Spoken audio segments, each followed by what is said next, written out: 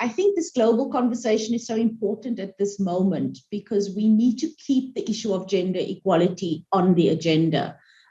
We know that COVID has made things a lot worse, and we need people to realize that as we're thinking about building back better, we need to be thinking about what does that look like in terms of gender and in terms of gender inequality. And we know that we've made a lot of progress since Beijing 26 years ago, but we also haven't. We've also, the World Economic Forum says it's going to take us another 135 years before women achieve pay equity or leadership equity with men in the world. So this is unacceptable. And so the gender gap hasn't shifted in 30 years. That's the other data that we're hearing about over the last 30 years. So despite progress in laws and policies and women's empowerment, we still have a long way to go. And we worry that as a result of COVID and the recession that we are in globally, that women are going to fall off the agenda and not be taken into account when we think about policies around building back better. I think this forum is also important because it's bringing member states, international organizations, multilateral organizations, and civil society together around the same table to develop and think about what does a global plan look like for gender equality that we can all get behind. I think that's novel, and so I'm hopeful that by sitting together and having these kinds of partnerships where a foundation like ours could sit with private sector partners and governments and civil society and the UN infrastructure to really say, what does it look like at scale for us to really address gender equality and hold ourselves accountable so that we're not sitting in the same position 25 years from now? Nicolette, there was a report that crossed recently about male jobs also lost during the crisis. But when we take stock of what's been lost here, the starting point also matters. And we know women have fewer savings, haven't had as much time to build up those savings. And it's, of course, been a situation where job quality has not been there. It's only in recent years we've been talking about women being paid the same amount for the same jobs. So as we tackle the big equation around savings for women, it feels as though poverty is very much in the mix right now for some women across various countries. How do we tackle that first challenge and ensure women are not left on the breadline in this recovery phase?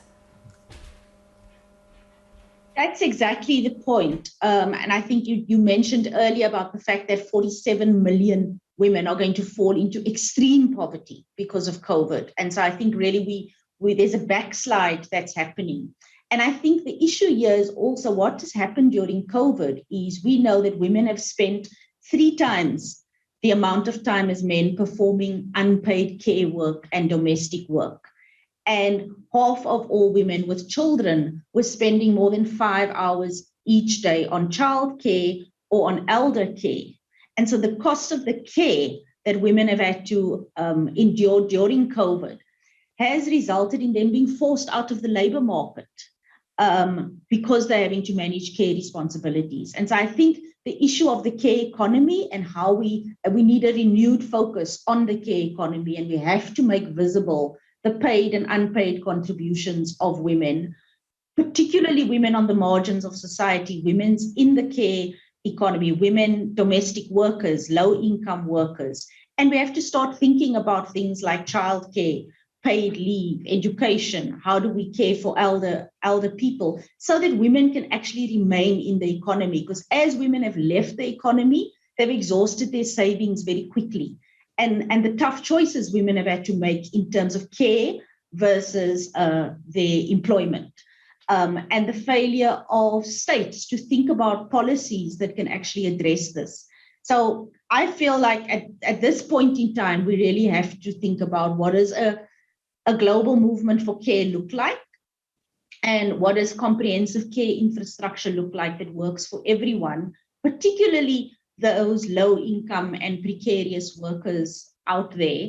And this is something that's been on the agenda and has been led by some governments in the Generation Equality Forum. The Mexico government has been leading on a global alliance for care.